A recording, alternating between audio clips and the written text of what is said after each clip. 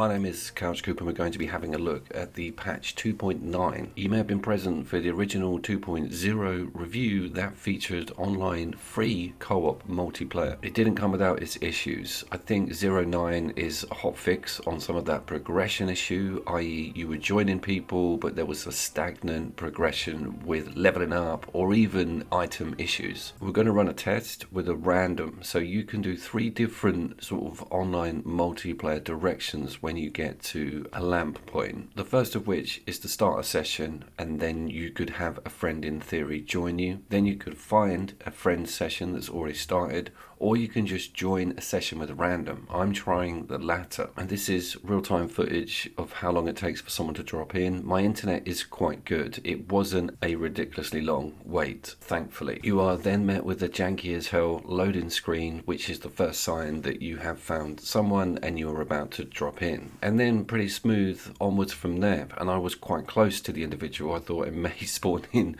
on the other side of the level, you never know. I also think I might have scared the crap out of him a bit.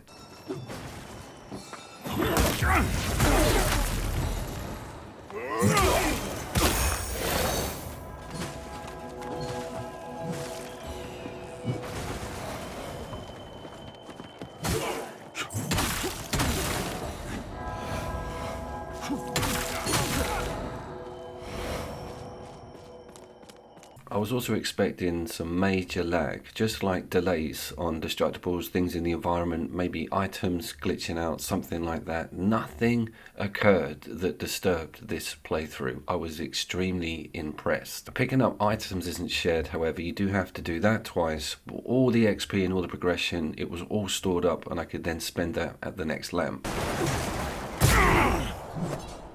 So dying and reviving is an interesting one. If one of the players goes, they are represented by a little gold dot that we will also see if the player's not on screen. Got some actual footage of that in a second because you take over the camera of the player that's remaining. So in theory, if that was your mate, you could be telling him where you are or giving him crap for not getting to you quick enough. But this was sort of a mic-less run. I wanted to see how the game worked without that one-to-one communication, using the emojis and just running around following each other, and it all fitted together perfectly.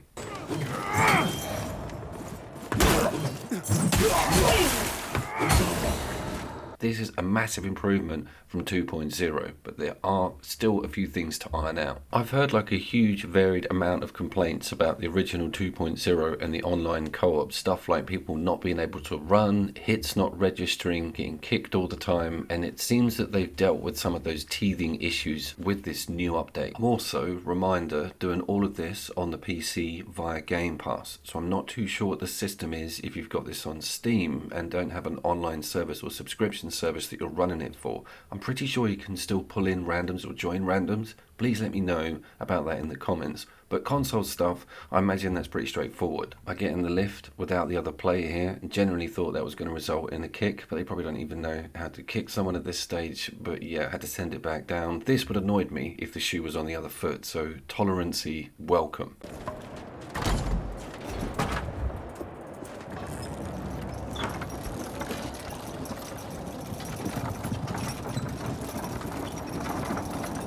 I did also think that the tethering or the distance allowed between the two players would come under some sort of scrutiny if this lift was going to get too far away from the other player. I don't think there's an actual limit on how far you can wander off. If that's the case, this is one of the strongest Souls-like models to have an all-the-time co-op system in it. It's actually glorious in hindsight. I was saying in the previous patch video that a lot of Souls games just pull in the other player prior to a fight, you know, just for that arena section, and then everything's back to normal. You're soloing again when you're walking around that map, but not with this, and that's a pretty excellent idea. I just think it came out of the gate in a bit of a hurry. And one of the other things I wanted to fathom was how the lamp works with 2 people in the same map. Essentially, this game's got 2 universes, you toggle between them with an action, and if one player is out of the lamp and the other one in it, it just wouldn't work because they would have to be in the same shared universe. So the person's game you join has control of the lamp activation. So this is pretty cool. You come up to stuff, you swing into the Umbral world when they do. So you've kind of got that area looked after by someone else.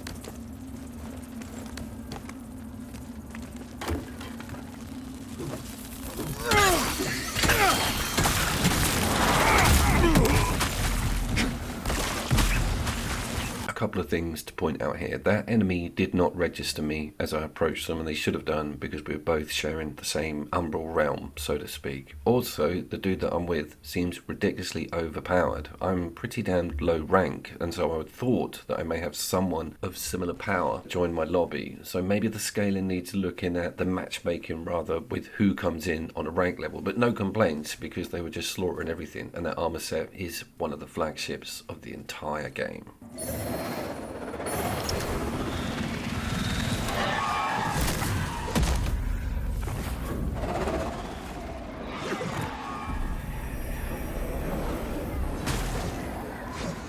So here's what happens upon death. If both of you go, you are then all teleported back to the original lamp at the hub, which is fair enough. But if one of you goes, there is an opportunity to then pull them back in. There doesn't seem to be a timer on it or anything like that, and I don't think it costs any like vigor or an item. So it's pretty cool that as long as someone keeps on their feet, you could essentially keep going. I'm not too sure how that's going to work in a boss arena. That's something I'm desperate to test. So the next video is going to be with a mate, and then we're going to do a couple of bosses and just work out how the friend and friendly system works. But on the random side, completely awesome, absolutely amazing, to be fair.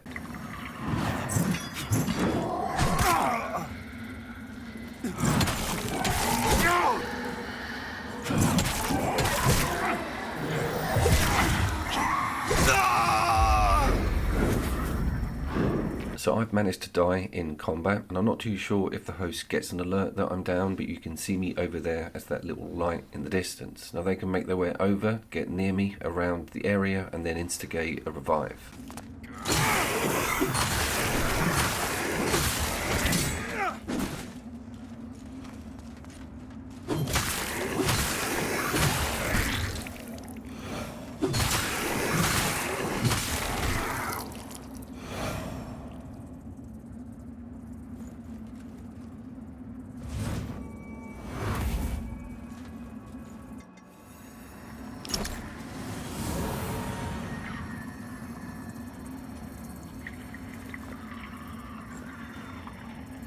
This was very much a needed patch for that multiplayer, and it is totally dealing with loads of the major issues that we had facing after 2.0. But there is a few more tweaks to be made, and with some of that progression issue, I'll talk to you about that in a second, because I got loads of achievements after leaving the session that I blatantly shouldn't have got.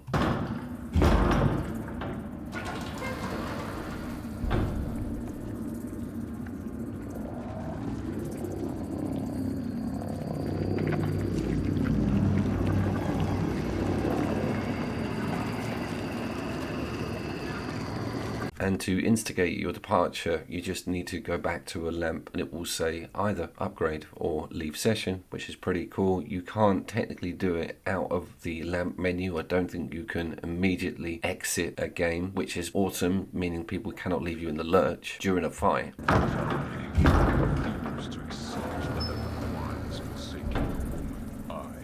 So it all seems to be moving in the right direction. I will keep you posted on any changes with this multiplayer very shortly. I imagine we're going to have a few more patches drop within the next couple of months, but so far so good, and I'm glad to see the team immediately address some of those major issues. I'm talking about that progression, I'm talking about the crashes, hard crashes, and other players getting kicked. I see no problems in that direction currently. My name was of course CouchCube. I review local co-op single player games, and I love a good Souls-like. I'll see you down there.